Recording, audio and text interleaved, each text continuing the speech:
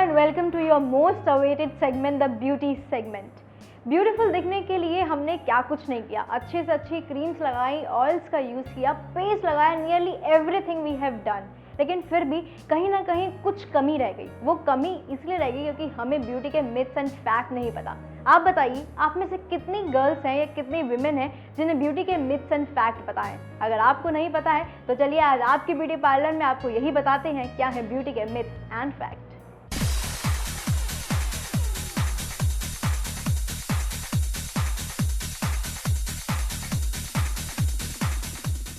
Hello Rajni ji, welcome to the show once again. Hello Anshul, hello viewers. आज रजनी से ये पूछेंगे कि इतनी सारी चीज़ें कॉस्मेटिक्स हम यूज़ करते हैं, प्रोडक्ट्स इतनी सारे यूज़ करते हैं, एक्चुअली में उसका मिथ और फैक्ट नहीं जानते। रजनी जी, यही जानने के लिए हम आपके पास आए हैं कि क्या होना चाहिए मिथ और क्या होता है फैक्ट एक्चुअल में। लेकिन सबसे पहले बात करते हैं जो मुझे लगता है कि मिथ होता है कि लोग सोचते हैं कि बाल कटवा ले तो ग्रोथ जो है वो ज़्यादा अच्छी हो जाएगी। आपका क्या कहना है? हाँ, एक ये मिथ होता है। लोग अक्सर सोचते हैं कि अगर हम बाल कटवाते रहेंगे तो उससे हमारे बाल बढ़ने शुरू हो जाएंगे, या कई लोगों का मानना है कि बालों की ग्रोथ रुक चुकी है तो कटवा लें तो शायद लंबे हो जाएंगे। जबकि इस चीज़ को समझना बहुत ज़रूरी है। हमारे जो बाल हैं वो जड़ों से उगते हैं, ना कि एंड से उगते हैं। यानी कि जड़ों को नरिश करना बहुत ज़रूरी है अगर आप चाहते हैं कि आपके बाल बहुत हेल्दी हों। आप रेगुलर हेयर ऑयल मसाज कीजिए अपने बालों में, आमूल ऑयल मसाज या ऑलिव ऑयल मसाज, जो भी हेयर ऑयल आपको सूट करता है उसकी ट्वाइस अ वीक मसाज करेंगे तो बाल जड़ों से बड़े होंगे। कटवाना इसलिए ज़रूरी है क्योंकि जो हमारे हेयर एंड्स हैं वो धीरे धीरे पतले हो जाते हैं और वहाँ पर स्प्लिट एंड्स हो जाते हैं या वो ब्रिटल हो जाते हैं, तो उनकी ट्रिमिंग बहुत ज़रूरी है ताकि वो हेल्दी रहें। लेकिन अगर आप बाल ग्रो करना चाहते हैं तो कटवाने से ज़्यादा ज़रूरी है कि आप अपने बालों को नरिश करें, रेगुलरली उसको हेयर ऑयल मसाज करें और वंस वीक हेयर पैक लगाएं। और इससे पहले कि हम बात कर रहे थे कि एक चीज़ के एक सर्टन लेवल होता है, जैसे कि आपने बताया था कि आई कलर इतना होना चाहिए, मतलब एक चीज़ डिसाइडेड है। तो क्या हमारी हेयर ग्रोथ भी डिसाइडेड है, या फिर अगर इन चीज़ों के आपने बताया कि ऐसे प्रोडक्ट्स ले सकते हैं, ये डाइट ले सकते हैं, हमारा हेयर ग्रोथ अच्छा होगा? बहुत अच्छा फैक्ट है जो मैं आज आपको ये शेयर करने जा रही हूँ। जो हमारे बालों की लेंथ है वो डिसाइडेड होती है फ्रॉम आवर बर्थ कि वो कितने लंबे होंगे। यानी कि ऐसा नहीं कि आप अगर बाल कटवाएंगे नहीं तो आपके बाल उगते ही चले जाएंगे, ऐसा नहीं है।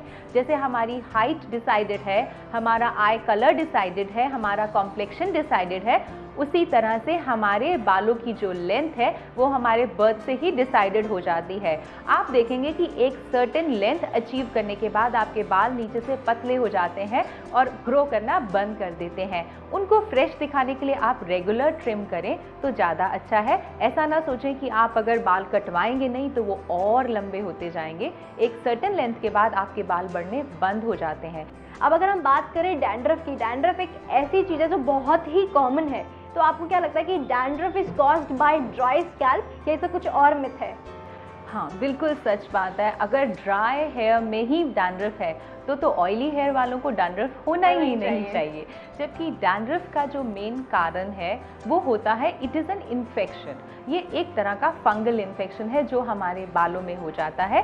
कारण इसके बहुत सारे हैं। सबसे बड़ा कारण है स्ट्रेस, बालों का साफ ना रहना, इसके अलावा कुछ मेडिसिन का इनटेक, किसी तरह का आपका जो अनहाइजीनिकल लाइफस्टाइल है, आप बालों को रेगुलर अगर क्लीन नहीं कर रहे हैं, या मे बी आपके बाल बहुत ज़्यादा देर ह्यूमिड रह जाते हैं तो ये इन्फेक्शन आपके बालों में आ जाता है। और एक इसका बहुत बड़ा रीज़न है, कई बार कुछ कारण से हमारे इंटरनल स्ट्रेस की वजह से या कुछ इंटरनल डिसऑर्डर्स की वजह से क्या होता है कि जो हमारे बालों में डेड सेल्स निकलते हैं वो ज़रूरत से ज़्यादा निकलने लग जाते हैं। तो उन सेल्स का अगर रिमूवल प्रॉपर नहीं होता तो वो डैंड्रफ क्रिएट कर देता है। तो ये तो बिल्कुल क्लियर है कि ड्राइनेस डैंड्रफ का कारण नहीं है, डैंड्रफ का कारण कुछ और है। जब हम लोग मेडिक्योर और पेडिक्योर कराते हैं तो हम लोगों के दिमाग में एक मिथ होता है कि हम जितने ज़्यादा उसे क्लीन कर सकते हैं आराम से क्लीन करवा लें, चाहे मेटल टूल से ही क्लीन करवाएं।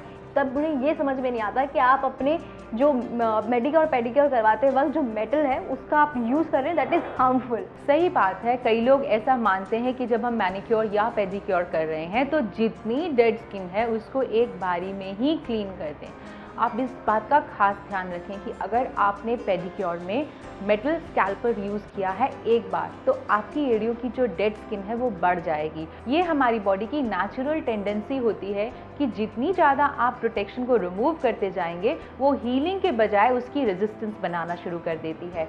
तो जब भी आप मैनिक्योर या पेडिक्योर कराएं, हमेशा ध्यान रखें कि कम से कम मेटल इक्विपमेंट्स यूज़ करें। एक बारी में जितनी स्किन नॉर्मली क्लीन हो सकती है उसी को ही क्लीन करवाकर आगे रिमेनिंग स्किन के लिए आप कोई अच्छी सी नरिशिंग क्रीम लगाएं, सो दैट आपकी डेड स्किन अंदर से हील हो जाए।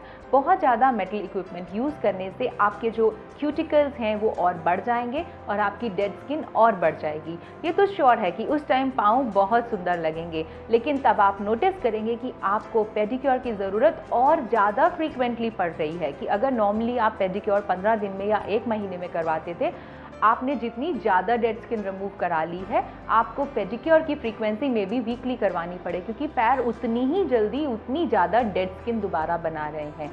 तो अच्छा ये रहेगा कि आप डेड स्किन को रिमूव करने के लिए कोई अच्छी नरिशिंग क्रीम का इस्तेमाल करें, और जो सॉफ्ट प्यूमिक स्टोन है या दूसरे इक्विपमेंट्स हैं उनका इस्तेमाल करके, जैसे एमरी बोर्ड्स आ जाते हैं जो आपकी स्किन को रिमूव करते हैं, उनका इस्तेमाल करके ही अपनी डेड स्किन रिमूव करें। कम से कम मेटल इक्विपमेंट्स का इस्तेमाल करें। अब रजनी जी, जाते जाते कोई टिप देना चाहेंगे आप हमारे व्यूअर्स को?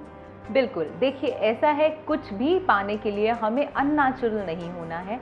नेचुरली हमारी स्किन के पास जो कुछ है, हमारे हेयर में जो कुछ है, उसको मेंटेन करना बहुत ज़रूरी है। और इसके लिए कोशिश करें समझने की आप अपने स्किन के टेक्सचर को, अपनी हेयर की टेंडेंसीज को। तो उससे क्या होगा कि आप कुछ आर्टिफिशियल जितना कम यूज़ करेंगे, उतना आपकी जो ब्यूटी है वो मेंटेन रहेगी। यानी कि कुछ भी हार्श इस्तेमाल करके कोई मिराकुलस रिजल्ट पाएं, इससे अच्छा है सॉफ्ट रिजल्ट लें और लॉन्ग टर्म अपनी स्किन को मेंटेन करें और अपने हेयर को मेंटेन करें। Thank you Rajni ji for coming on the show. It was really nice having you. You are welcome.